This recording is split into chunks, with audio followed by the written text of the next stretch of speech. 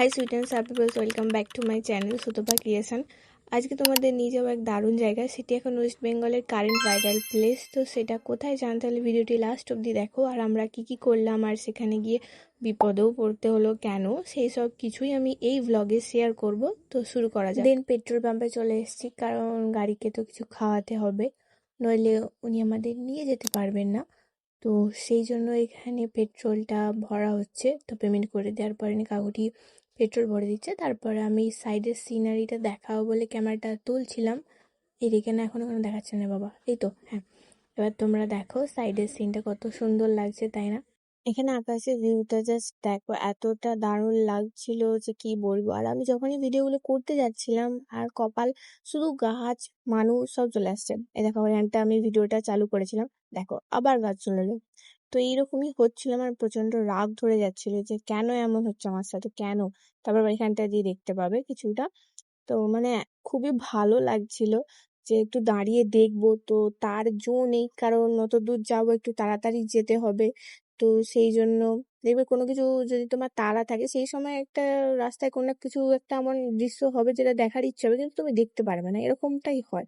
তারপর এখানে আমরা দিঘিঘাটের ব্রিজের উপর দিয়ে যাচ্ছি। তোমরা বলবে হয়তো এরা শুধু যেখানেই যাবে সেখানেই এই ব্রিজটা পড়বে, আর যেখানেই যাবে তখনই এই ব্রিজটা আমরা দেখতেই পাবো। তো তারপরে আমরা সমুদ্রের কাছে চলে এসেছি। তো এখানে রাস্তাটা বেশ দারুণ লাগছে, তখন মোটামুটি লাইট জ্বেলে দিয়েছে। তো তারপরে অনেক বকবক করতে করতে আসছিলাম। এখানে আমরা একটা মিনি টানেলের মধ্যে দিয়ে ঢুকবো বলেই ঢুকে পড়লাম। তো ঢোকার পর আস্তে আস্তে গাড়িটা যাচ্ছে বলে আস্তে আস্তে আমরা যাচ্ছি। তো বেরিয়ে পড়ি। আর আমি পুরো রাস্তা এত বকবক করে এসেছি, আর আমি যেখানেই যাই ওর সাথে, ওর বাইকের পিছনে চেপে আমি 70% বকবক করলে ও হয়তো 30% বকবক করে, বা আমি 80% বকবক করলে ও 20% বকবক করে, এরকম। ঠিক আছে, আর ও সেটা এনজয়ও করে, ওর সেটা ভালো লাগে। বা তুই বকে যা, আমার শুনতে ভালো লাগে, ওরকম বলে। ঠিক আছে, এবার আমি যদি কোনো সময় বকবকানি বন্ধ করে দিই, ও সেটা সিগন্যাল পেয়ে যায় ওর কিছু একটা হয়েছে, আমার কিছু একটা হয়েছে, রেগে আছি, তো সেটাও বুঝে যায়। তো এরকম ব্যাপার। তো এখানে আমরা এই দেখো বকবক করতে আমরা এখানে পৌঁছে গেছি। আর এখানে দেখো এই ছেলেটি আমাদেরকে কেমন তাকিয়ে আছে, কি হলো কে জানে, একভাবে তাকিয়ে আছে। তো তারপরে এখানে দেখো রেলগেটের কাছে চলে এসেছে। এটা রেলগেটই বলে তো নাকি, আমার ঠিক জানা নেই। তো মুখোসুকু মানুষ, সবকিছু জানি না। তো তোমরা যে জেনে থাকো আমাকে জানিও। তারপরে ট্রেনটি চলে যায়, ছোটই ট্রেনটা ছিল। এরপরই আমাদের সাথে আসল বিপদটা ঘুরতে ঘুরতে রয়ে যায়, যে সামনে একটি কাকু যাচ্ছে বাইকে চেপে। তো আমাদেরকে নিয়ে বললেন যে তোমরা মন্দিরে যাবে। তো আমরা বললাম হ্যাঁ। তো আমিও ভাবলাম যে এখনো মানুষ ভালো আছে যে আমাদেরকে নিজে থেকে যেচে জিজ্ঞাসা করে নিয়ে যাচ্ছে। তো এর আসল আহ উদ্দেশ্যটা সেটা পরে জানতে পারলাম। এই যেখানে যে পাশের এই যে দোকানটি দেখতে পাচ্ছ, শম্ভু ভবন, এই হচ্ছে এনারই একটা, কি বলবো, কি বলে, সদস্য টাইপের হয়তো। তো ওখানে আমাদেরকে বললো গাড়ি রাখতে, এটা সেকেন্ড দোকান, এটার পরে আমি এটা বলছি। তো ওখানে বললো গাড়িটা রেখে দিতে, আর এখানে ব্যাগপত্র সবকিছু রেখে জুতারে রেখে দিয়ে টিকিট কেটে নিয়ে ভালোভাবে পুজো দিতে পারবেন, এসব বলে আমাদেরকে ডাকছিল। এবার এ কি করেছে, ঢুকে পড়েছে। এবার আমি বলছি, তুই বেরিয়ে আয়। এটা তো সেই যখন আমরা দেখি যে স্টেশনে লোক ডেকে নিয়ে যায়, তারপর 500-600 টাকা তাদের পকেট থেকে খসিয়ে নেয়। তো এরকম তো ওদের ব্যবসা, তুই এখানে চলে যাচ্ছিস কেন, করে তো এত এত টাকা চাইবে এক্ষুনি, এটা ওটা দিয়ে বলে সে আমরা বেরিয়ে চলে আসি। তো তখনই ওদের একটি লোক আমাদেরকে বলছে যে খারাপ ভাবে, যে তোমরা কি বাংলা কথা বোঝো না নাকি, এখানে এইভাবে গাড়িটা রেখে চলে যাচ্ছ, সরাও এখান থেকে, এরকম একটা ব্যবহার করলো। আমি বলছি, দেখলি তো, যাই ওদের কাছে গেলি না বলে কেমন ব্যবহার করছে। তো ওখান থেকে আমরা গাড়িটা সরিয়ে আগিয়ে নিয়ে আসি। তো ওর পরের যে দোকানটি আমি তোমাদেরকে দেখালাম, ওখানের একজন বলল যে এর আগে গাড়ি যাবে না, তো এখানে রেখে দাও, কোনো টাকা লাগবে না, আর দোকানে জুতো আরে রেখে দিয়ে যেতে পারো, কোনো অসুবিধা হবে না, পুজোটা যেমন দেবে বাবাকে তেমন বললেই আমরা তৈরি করে দেবো। ঠিক আছে। তো তারপরে এবার আমাদেরকে বলছে যে ফার্স্টই আমাদেরকে বলছে কত দেব, 500 দেবো না 600 দেবো, প্রিমিয়াম 1200, এইসব বলছে। আমি বলছি না, আমাদের থাক, এখান থেকে চ, পালিয়ে চ, আমরা ওরকম পুজো দেওয়ার আমরা একটা তো মোটিভে যাইনি।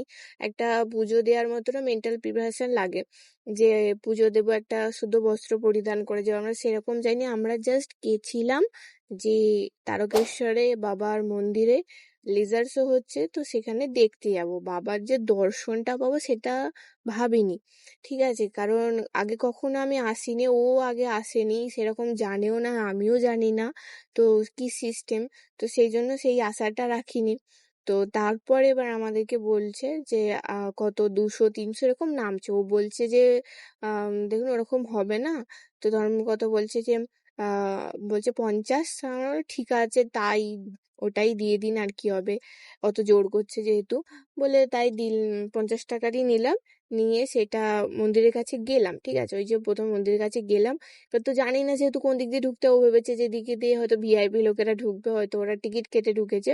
আমি বলছি তুই এদিকে চ, বাঁ দিক দিয়ে চ, এখানে তো অনেক লোক যাচ্ছে, চ না দেখিয়ে আসি, বলে আমি ওকে টেনে টেনে নিয়ে গেলাম। তারপর ওখানে লেগেছে ক্যামেরা অ্যালাউ নেই, তো আমি বুঝলাম যে এই দিক দিয়ে সবাই ঢুকছে যেহেতু, তাহলে এখানে দেখতে পাবো, বলে আমরা দুজনে গেলাম। তো বাবার দর্শনও পেলাম, বেশ ভালো লাগলো, আগে কখনো দেখি। আর এই লেজার শোটি হচ্ছিল বাবা তারকনাথ মন্দিরের ঠিক পাশেই যে বাবার দুধ পুকুরটি আছে, তো সেইখানেই হচ্ছিল।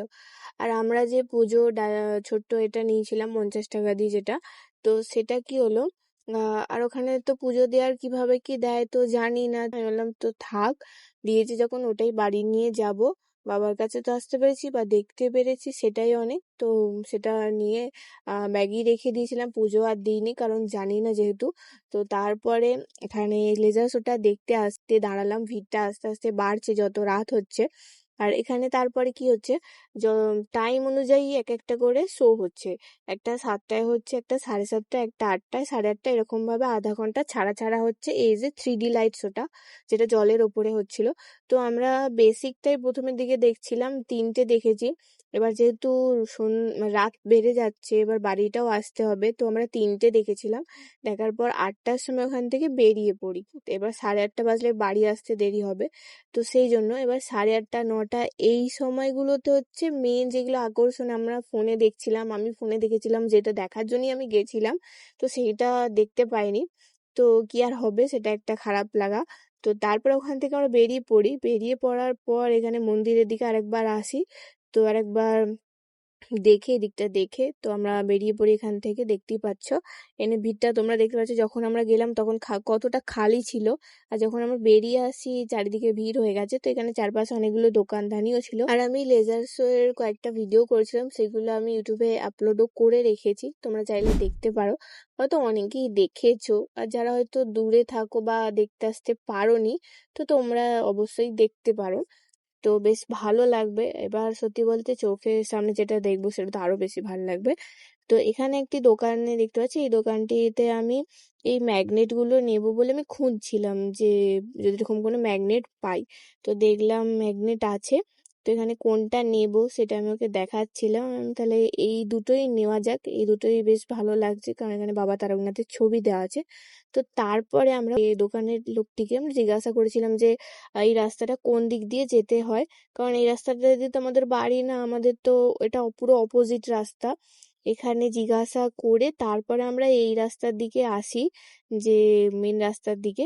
তো এটা প্রায় 5 থেকে 6 কিলোমিটার বিস্তৃত, আমি যেটুকু জানলাম। তো ওখান থেকে আমরা এটা দেখে দেখে আসছিলাম। এই যে রাস্তার লাইটিং গুলো বেশ, মানে কি বলবো, দারুণ লাগছিল দেখতে, এরকম আগে কখনো দেখিনি।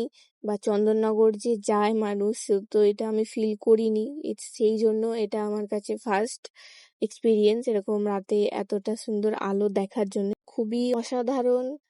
মানে যাই বলবো কম পড়ে যাবে, যদি তোমরা সামনে থেকে দেখো, তোমাদেরও মনে হয় এখানে কিছুক্ষণ থাকি। এবার যেহেতু দূরে বাড়ি, বাড়িতে আসতেই হবে, 8টাও বেজে গেছে, 8টা বেজে পার হয়ে গেছে, এবার যত টাইম লাগছে 8:30 বাজে যাচ্ছে। এবার তারপরে এখানে আমরা কিছুক্ষণ দাঁড়িয়ে থেকে এরপরে আমরা ব্যাকে আমাদের বাড়ি ফেরার উদ্দেশ্যে রওনা দিই। এখানে তখন লাইট গুলো জ্বলেনি, তখনও কিছু বাকি ছিল। আর একটা কথা হলো, আমি ফোনেতে দেখেছিলাম, ফেসবুকে একজন কমেন্ট করেছে যে এরকম তার এই তারকেশ্বরে এসে বাবার পুজো দিতে এসে 3-4 হাজার টাকা নাকি এরকম ওদের পাল্লায় পড়ে চলে গেছে, এমন তার এক্সপিরিয়েন্স হয়েছে। কোথায় কি টাকাটা গেছে সেটা পুরো সে লিখেছে, তো আমি সেটা দেখলাম। মানে সে আর বলছে আমি আর দ্বিতীয়বার ওখানে যাবো না, এরকম অনেকেই লিখেছে দেখলাম। এটা হচ্ছে এই সমস্ত ব্যবসায়ীদের জন্য জালিয়াতি করছে মানুষজনের সাথে, তো তাদের একটা ব্যাড ইমেজ তৈরি হচ্ছে। বাবার কাছে তো আসছে তাদের প্রার্থনার জন্য, তাদের মনস্কামনার জন্য, একটা তাদের আধ্যাত্মিক চেতনা জাগ্রতের জন্য। তো সেইটা হওয়ার জায়গায় এরা এতটা পরিমাণে তাদের মনে বিষাক্ত করেছে, তিক্ততা একটা অনুভব তাদের মনের মধ্যে জাগিয়ে দিচ্ছে যে তারা আসবে যে, আর তাদের আর সেই ভয়টার জন্য আর তারা আসতে চাইছে না। তাহলে ভাবো মানুষজন কতটা নিচে নেমে গেছে, ভগবানকে নিয়েও এখন ব্যবসা শুরু করেছে। আরে ভাই তুই কর যেটুকু বাবার নিজে থেকে পুজো দিতে চায়, তো ওরা কেন ওরকম এত টাকা করে তাদের কাছ থেকে চাইবি, এত টাকা দিয়ে করো, অত টাকা দিয়ে করিয়ে দেবো আর করে দেবো। তো সেই জন্য দেখলাম, আমি তো বলবো যে বাবার কৃপাতেই আমরা বেঁচে গেছি, ওদের পাল্লায় পড়িনি, বুদ্ধিটা খাটিয়েছিলাম বলে বাবার আশীর্বাদে যে ওখান থেকে বেরিয়ে আসতে পেরেছিলাম। যদি ঢুকে পড়তাম অনেক এরকমই হয়তো আমাদের সাথে হতো। তো আর কি বলবো, তোমরা ওদের পাল্লায় পড়ো না, নিজে থেকে আসবে, নিজের বাড়ি থেকে পুজো ডালা যা কিছু আনার আনবে, নিজে থেকে পুজো দেবে, ওদের পাল্লায় একদম পড়ো না। তবে অনেক বকবক করতে করতে আমরা বাড়ির কাছাকাছি চলে আসি, ময়ূর রেস্টুরেন্টের কাছে চলে আসি। এখান থেকে এগ চাউমিন নিয়ে নিয়েছিলাম, যেহেতু খিদে পেয়েছে আর এখানে বসে খাওয়ার মতো সময় ছিল না, বাড়িতে গিয়ে খাওয়া বলে।